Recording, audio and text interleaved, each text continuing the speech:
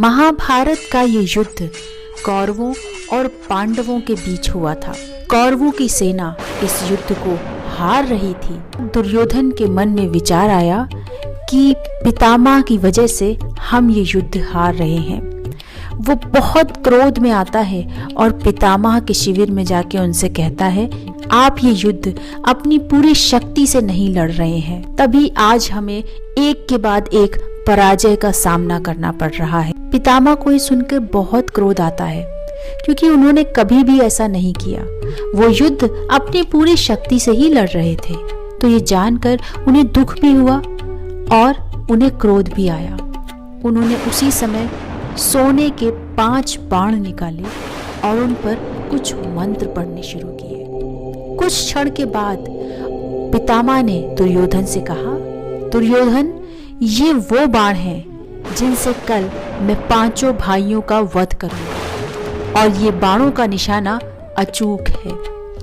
दुर्योधन को सुनकर कुछ राहत मिलती है, लेकिन दुर्योधन के मन में एक शंका आती है कि पितामह कल ऐसा करेंगे।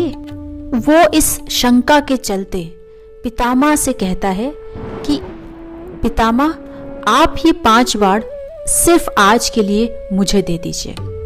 पितामह सब कुछ जानते हैं, समझते हैं, फिर भी वो दुर्योधन की खुशी के लिए उन्हें वो 5 बाण दे देते हैं। लेकिन ऐसा कहाँ होना था, क्योंकि नारायण नारायण, यानी कि जहाँ श्री कृष्ण है वहाँ अधर्म कभी भी जीत नहीं सकता।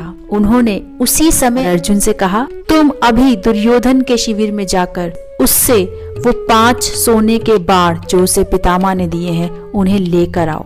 तो अर्जुन कहता है कि दुर्योधन भला मुझे वो 5 बाण क्यों देगा। श्री कृष्ण अर्जुन को याद दिलाते हैं कि अर्जुन, याद करो, दुर्योधन को गंधर्वों की सेना ने बंधक बना लिया था। तुमने गंधर्वों से दुर्योधन की जान बचाई थी और उसके बदले में दुर्योधन ने तुम्हें एक वचन मांगने को कहा था, लेकिन तुमने कहा था कि जब समय आएगा तब मांग लूंगा।